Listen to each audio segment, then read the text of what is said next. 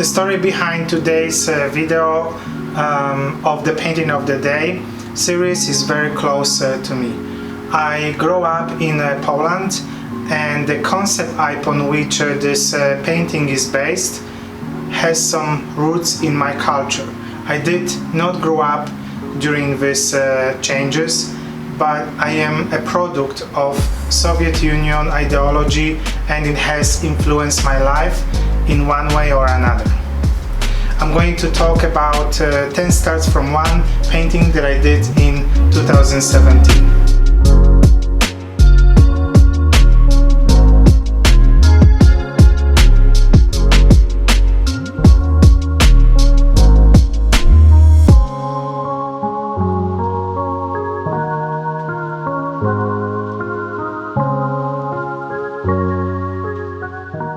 I created 10 starts from one in 2017. It refers to the Soviet Union propaganda posters of women which were encouraging women to work for the country and try to force a new ideology of ideal female representation upon them.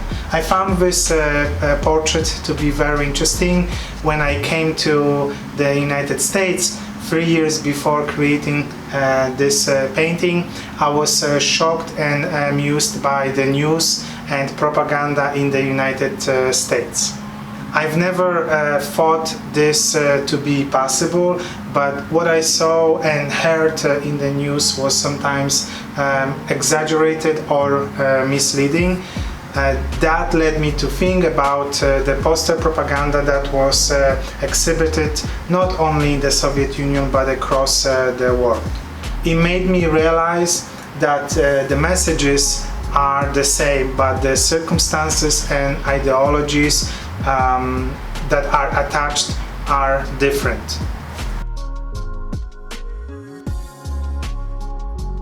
The inspiration for this painting was a propaganda poster depicting a woman holding grains and looking towards Stalin as the father of Russian land. It was a very striking image. 10 starts from one is 184 by 190 centimeters and focuses on green tones. The selection of colors is earthy but symbolic.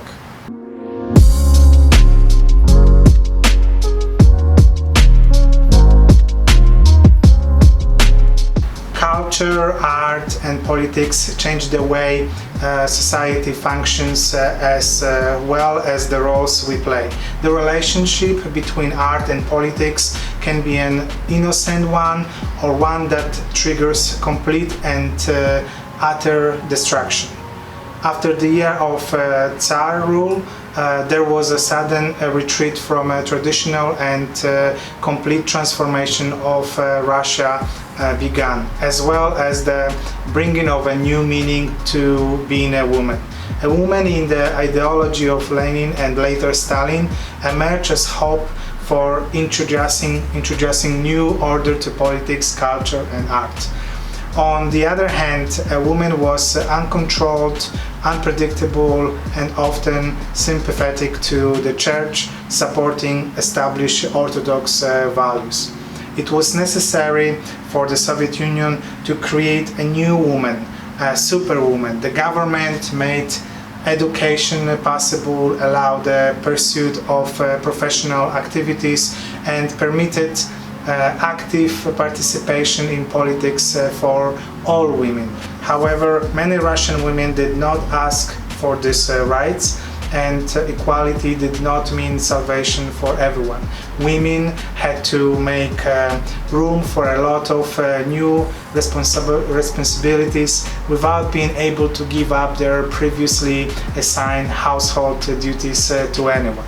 Unaware of their role in this newly opening chapter of history, these women were immortalized with courage and looked to the future brave and full of energy, where the men decided that a woman would work jointly with them to create order in a devastated and depleted country, and those with either greater or lesser enthusiasm had to accept the challenge.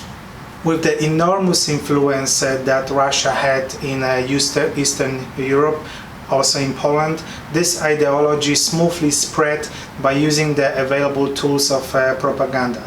It intended to present a new model of femininity through art. At first, propaganda art was associated with something very sublime, abstract and beautiful, but then reduced to just being an information path for which a career a woman should choose. Posters were a favorite way to deliver messages and celebrate triumph and illiterate country.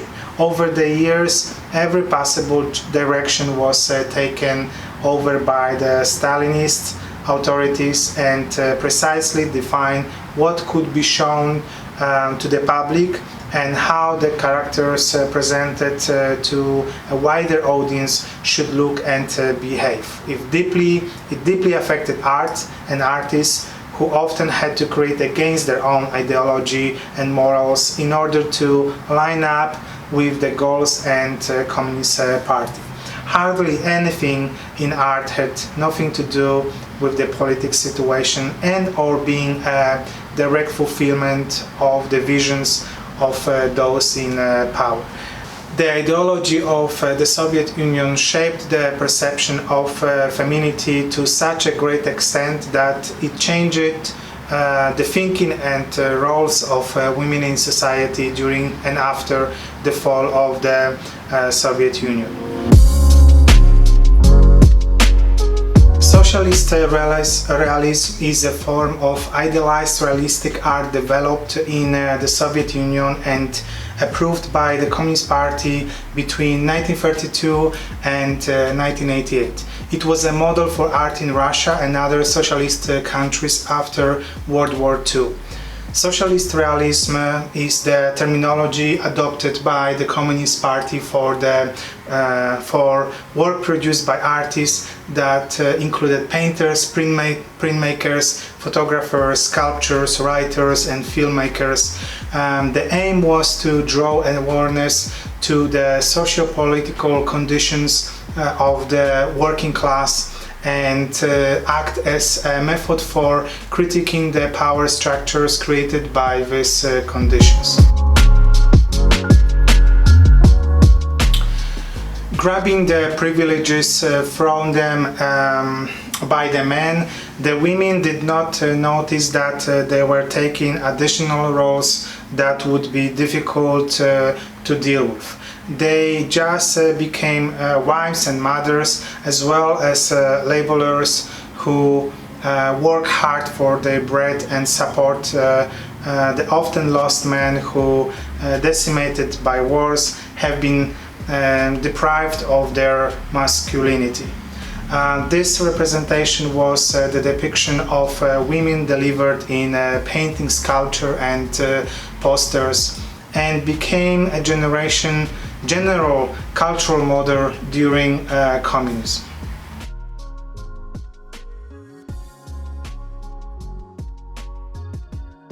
In the Stalinist era, hardly anyone could afford the luxury of being a woman. Besides, Stalinism did not allow for luxury. Women immortalized in paintings such as Ceglarki by Alexander 𝐒𝐚𝐫𝐭𝐬 are focused on work. In 𝐒𝐭𝐚𝐫𝐭𝐬's illustrations for Przekrój, they listen to men's discussions about the system, but they are mute and focus on performing their own best roles. In most art representations, women are simply standing next to each other, as in the painting by Aleksander Strumiło, Our Land, In this piece, a man and woman look in an undefined direction, standing against the background of a village ideal for those times in which a tractor was presented, of course, right? And their usefulness, measured by their diligence and dedication to higher goals, is gaining importance. There is no room for vanity and concrety. It is condemned by nature. In Wojciech Fangor's character, carefully dressed woman symbolizing Western style stands alone. It's hard to ignore the impression that the woman looks at the other elegant woman with a hint of envy.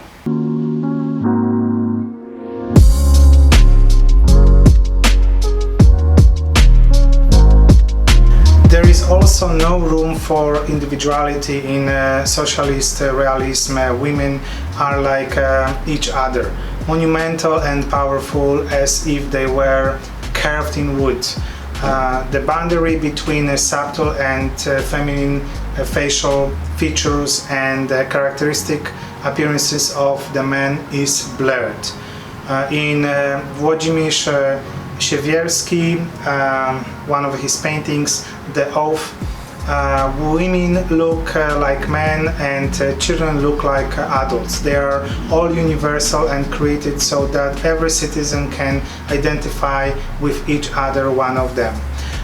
There is also no room for a rebellion of works that can hardly be called programmatic, but sculpture by Alina Szapocznikow, Difficult Age or First Love, for example, show a young woman wearing a headscarf, standing naked, dazzling in the viewer with her femininity in a surprisingly provoking pagan status of a woman and mother.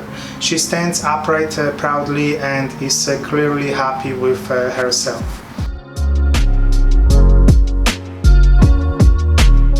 Today we look at these pictures with pity and take their meaning with a grain of salt, displacing the fact that they were present in the lives of the inhabitants of Eastern and Central Europe for several decades. There is a lot of resemblance here with the West, but it cannot accelerate some changes into happening sooner. Since the war, women have always been a pillar of society. They had to find themselves again, taking on many duties. This image of a woman is hidden into our consciousness. Maybe it was not placed there by propaganda posters, but rather by equality, artificial advertisements. Meanwhile, femininity continues to be at crossroads. Today, women are not afraid to speak up and are not afraid to achieve their goals. The problem is that it is easy to fall into another trap, this time adjusting to the stereotypical image of a successful woman who whilst wearing a suit and high heels navigates between office buildings, holds a child on her hip and a smartphone in her hand. But I can't speak for that, as I am not a woman. The painting of the day is a series of blog posts that I do on my website that explain my artwork to the reader or viewers. It is a presentation of concept ideas and inspiration behind the painting.